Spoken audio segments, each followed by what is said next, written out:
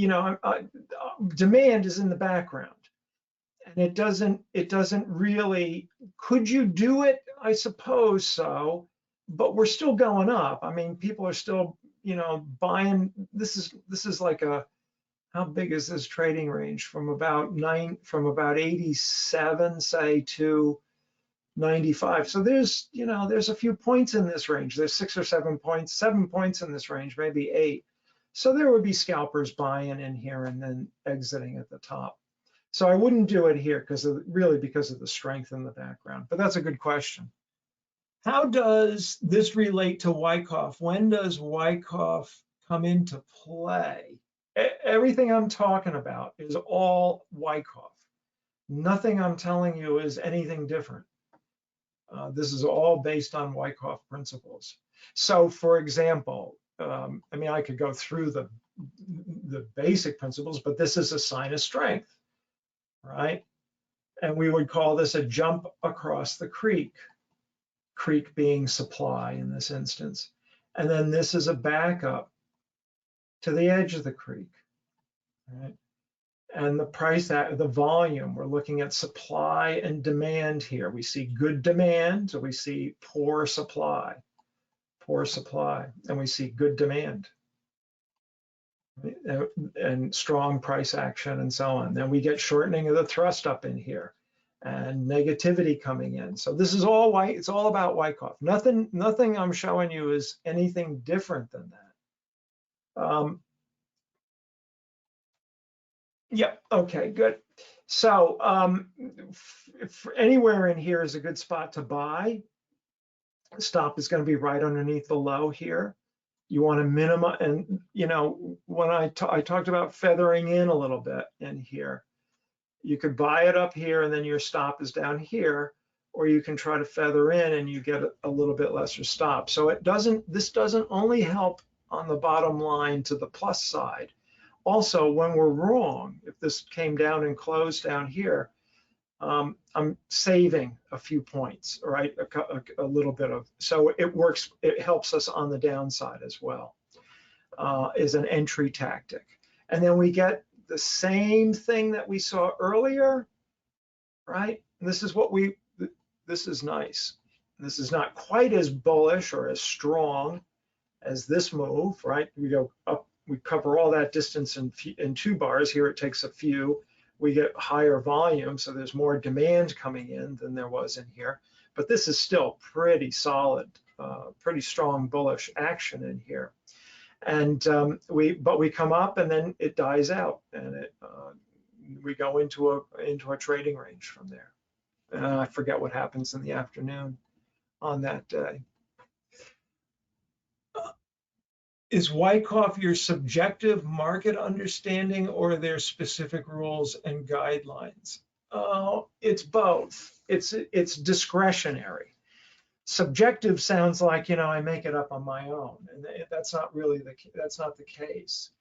I am looking for certain principles to occur, and the way to think about this is that you're thinking about certain principles to occur, certain things to occur at certain areas, right? So on top of support, we would expect to see buying come in, any kind of down move to lose its volume characteristics, and we would see it on the Weiss wave. All the things that I'm telling you, all of that is, I'm just not using the, you know, the exact Wyckoff terminology. Are you okay buying so close to resistance? Where do you see resistance, Jose? Where are you seeing resistance? Yesterday's high. Well, we'd be buying in here, right? We'd be buying on one of these couple of bars here. And so, and if we feathered in, we'd get in, let's say we get in around 87, just for talking's sake, right? Well, yesterday's high is at 97. So that's a 10-point move, right? From 87 to 97. that's plus 10 points. On a per contract basis, that's $500. That's a nice move. So I'm not concerned about buying that. That's my target, in fact. I'm looking in here, I see this as overhead resistance, and my target is here for a 10-point move, and it actually goes a few points. It goes another 4 or 5 points higher. Okay, yeah, good. All right. So we're day trading. We're not, if I was swing trading and this was, maybe it would be something different, that would be different because I'd have to have a stop down below and all of that sort of thing. Here I can put on a fairly small stop. I have a nice 10-point objective, maybe more. It goes more, and it's a nice trade. Let's take a look at crude oil on Tuesday morning.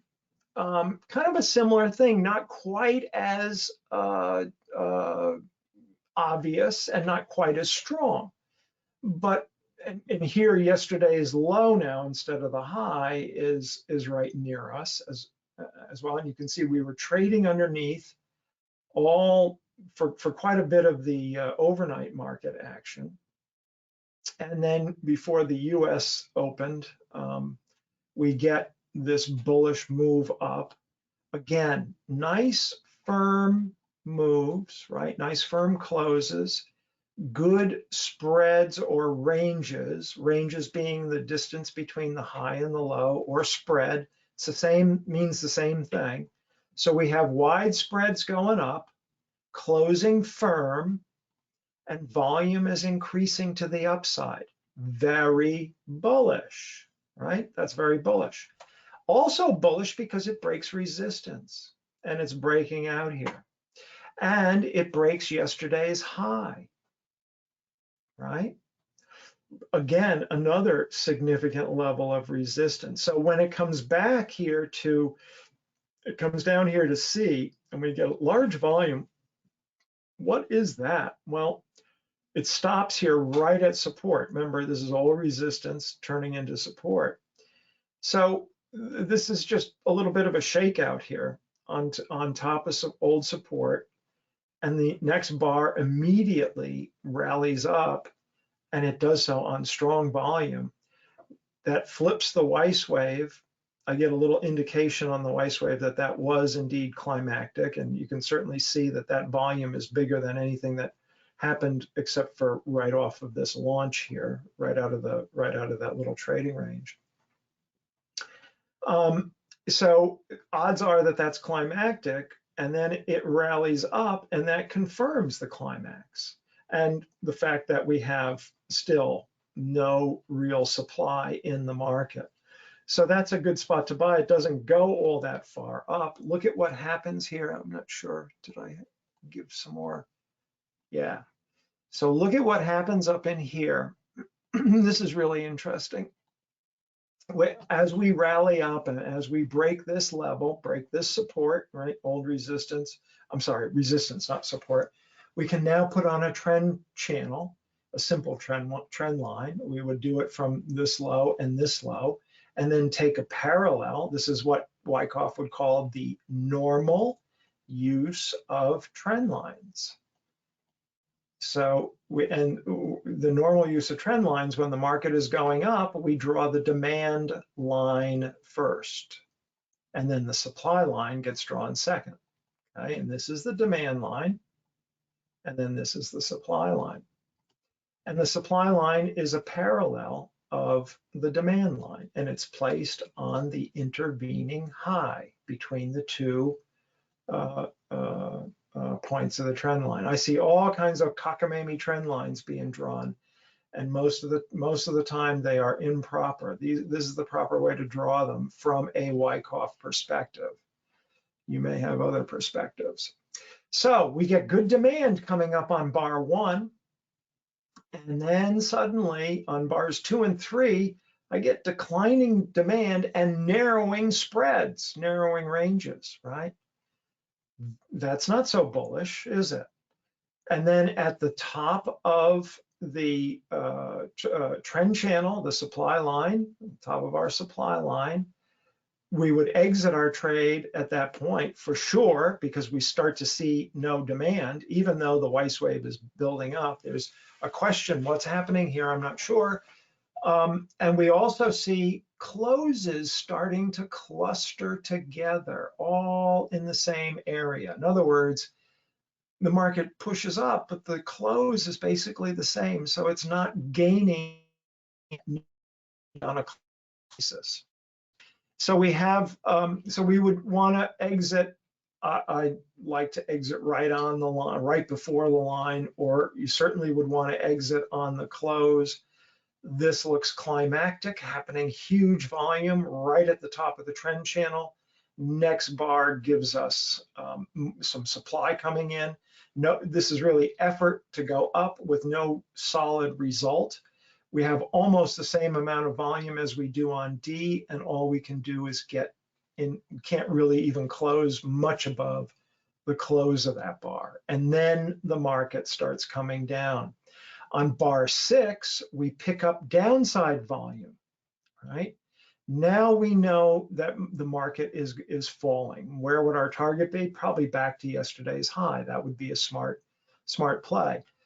Bar 7 tries to go up on pretty good volume. Again, an effort to rally, not a lot of result. We're actually coming into, we call this the pocket area of a high. You can see that these lows tend to form a pocket. I made it here in red.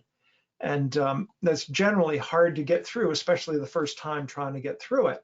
And so that's the next bar then becomes an opportunity to short, and we would exit our trade on either the, coming back into support. We can also remind ourselves that support really is down in here.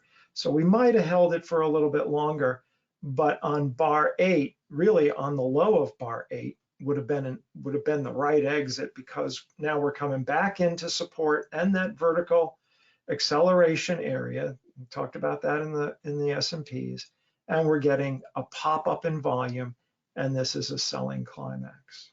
Then we see the next bar is up, and then we go into a trading range at that point. So we got some questions here.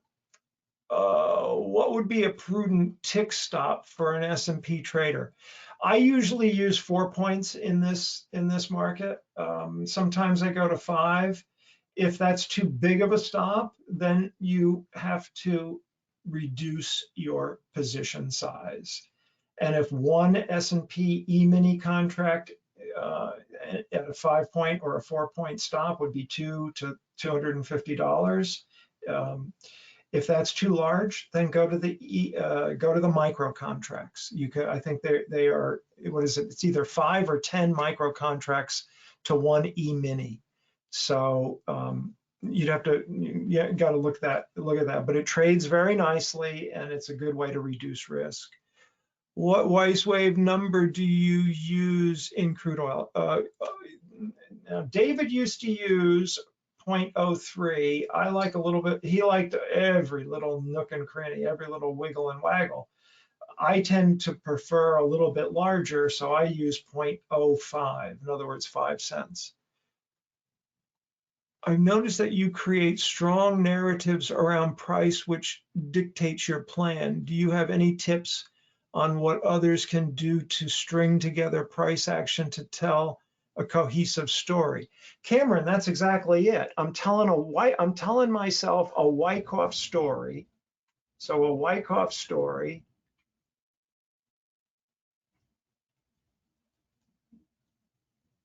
of either supply or demand, right? So let's just take this last trade here, for example. What's my Wyckoff story? Well, I see no demand as we come into the highs, right? Or not no demand as a trade opportunity, but lack of demand. I see poor demand going up, okay? That's number one. Number two, we are overbought in the trend channel. That's number two. Number three, a buying climax occurs at the top of the range.